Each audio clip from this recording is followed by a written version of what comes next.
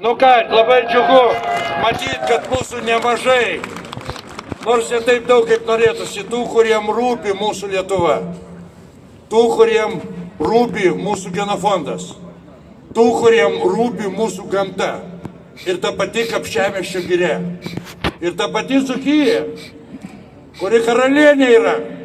Kaip ten dainuoja, o karalienė Dzūkija. Aš šiandien atstovauju čia Alternatyvą Lietuvai ir Europinė asociacija globojama ir vadovaujama princo von Hegenburg von Habsburg, Youth for Europe, tai yra grįžimas prie Europos šaknų. Apie ką alternatyva? Alternatyva globalizmui, alternatyva svetimai ideologijai. Dabar negalima tu daug raidžių kalbėti. Alternatyva mūsų tautos genofondui. Alternatyva mūsų valstybės kultūros išlaikymui. Ir mūsų lietuvių kodui. Kad tai būtų pagrindas, ko dabar nėra. Labai džiugu, kad mes kalbam apie Kapčiamiestį šiandien. Aš dar ypatingai džiaugiuosi, kad man tas alternatyvioji žiniasklaida nelabai pasiverčia, bet tikroji žiniasklaida, kurie bando žmonėm parodyti tikrai veidą yra čia. Ačiū Gediminai, ačiū, kad Giedrė Godienė yra čia, kad vyksta tiesioginė transliacija. Bet mūsų dar nėra taip daug, kiek turėtų būti.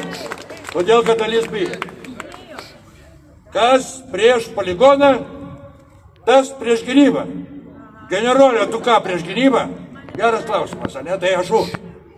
Bet ne už poligoną. Tai poligonas čia yra tik instrumentas, mano manimu. Todėl, kad kalba apie tai eina, kad mus su jumis laiko avinų banda. Mes pasakėm, kad poligonas labai padės kariuomenės rengimui.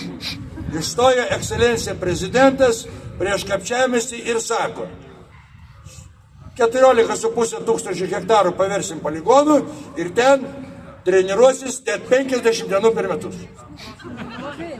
Atsistoja aplinkos apsaugos atstovė, dabar neatsimenu, kas ten buvo, klausia, koks poveikis bus. Judėsim gandram, kurtiniam, draustiniam, žinokit, jokio. Todėl, kad pabradžiai net pagerėjo. Todėl, kad neateina žmonės pagrybaut, medžiotojai neateina, nes jiegi pasirodo kenkia. Ir tą viską galima būtų suprasti, jeigu būtų paaiškinta.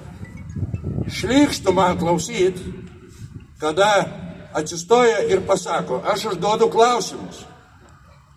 Aš manau, kad daugelis iš jūsų jos išgirdo, todėl nekartosiu. Sakau, ateikim pas Giedrę Godienę, pakvieskit mane ten į kokią kitą, pasodinkit tos ekspertus ir pakalbėkim, kodėl kariuomenė 9 poligonų, 10 batalionų trūksta. Pateikit man rengimo grafikus, pateikit poligono užimtumo procentiškai grafikus, kaip dabar yra ir kodėl su tais pačiais amerikiečiais negalima buvo sustoti dėl bendro naudojimo. Kodėl? Pateikit šitą man. Ir aš pirmas balsuosiu už poligoną. Nes jeigu kariuomeniai to reikia. Man nustebėjo dar kitas klausimas. Sako, tu prieš valstybės gynybą, nes pasirodo, poligonas sustiprins mūsų gynybą. Iškirsim miškus, padarysim takus, kad būtų geriau ir labai sustiprės gynybą. Aš irgi klausiu, paaiškinkit kaip. Natūralios kliūtis sunaikintos, padės gintis. Sako, tu nieko nesupranti, mes pristatysim drakonų dantų, iškasim 650 km griovį, kaip Trakų pily, Kryžiuočių laukiam. Tai aš sakau, klausykit, Vilija, Guderianas su tankų klynais visiniai numirė. Šiandien jau nebekariauna tankų klynai. Pažiūrėkit, kas darosi Irane, kas darosi taip pačioj Ukrainai. Šiandien yra dronų karas.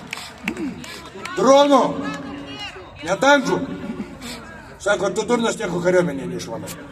Sakau, pas mane tai 3 skylės, sakau, pas tave. Sako, aš netarnavau, nekariavau, bet aš žinau. Tai čia pas mus taip. Tai šiandien mes kalbam ne apie poligoną, o apie mūsų visų atsakomybę prieš savo vaikus.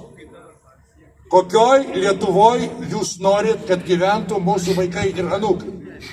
Gimsta 17 tūkstančių. Miršta arti 50 tūkstančių. Ir dar po 40 tūkstančių čia oficialiai, o kiek dar neoficialiai nežinom, atvažiuoja iš valstybių su religija, kuri mums svetima. Arba, sakysim, jinai irgi religija. Aš turiu daug musulmonų draugų.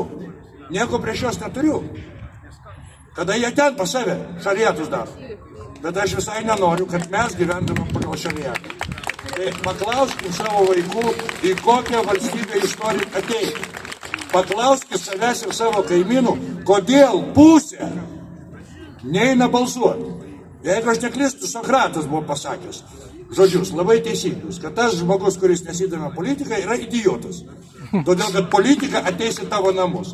Kapčiamiešininkai, pas jūs jau atėjo, sveikinu. Tai neškim atsakomybę patys prieš save. Geras klausimas, Kęstuti, kur politikai? Ten. Nu ką išrinkom, tą ir turim.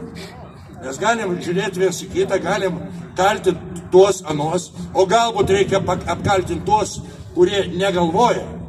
Kas gali prisiminti nors kartą, kad aš sakau, klausykit manęs? Niekada. Aš visada sakau, įjunkit savo galvą. Pradėkim galvot apie pasekmes. Pradėkim stumti kaimyną, kad eitų balsuoti. Nėra laiko papasakosiu, kaip mane nuvedė kaimynai Belgijai balsuoti. Tai prisijimkim, nepykit. Aš suprantu, kad galbūt visi norim kažką tai kaltinti, pradžioj apkaltinkim save. Ir pažiūrėkim, ar mes viską padarėm savo valstybės, savo genofondo, savo kultūros, savo kalbos. Trumpas nukrypimas. Neseniai mūsų Seimas, čia tai primenu, kad suverenas yra tauta, tai yra mes suverenas. Ir valstybę valdo tauta, taip turėtų būti.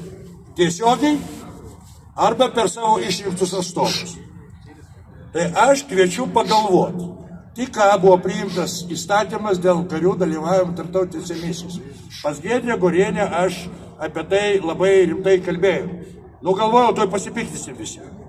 Seimas priėmė sprendimą ne į kokią konkrečiai misiją, į kokią konkrečiai valstybę, baigiu jau to, ir kiek žmonių siūs, o apie tai, kad, klausykit, siūskim karius, o ten, kur ministras nutars, čia taip tritoji viską, o kažkaip tai visiems tvarkoja, taip, kad grįžkim prie Kapčiamiesčio. Poligonas, mano gilių įsitikinimų ir paskaičiavimais ir faktais nėra reikalingas.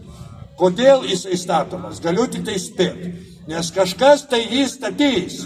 650 km griovio kažkas tai statys ir betonuos. Ne mes, bet kažkas tai statys.